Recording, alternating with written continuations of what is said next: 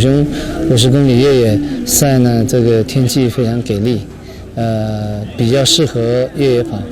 然后呢，赛道呢，当然是我们经过精挑细选的，然后经过多次的这个探险，是一条非常好的一个赛道。50公里越野赛，这个呢也是我们跑友期盼已久的了。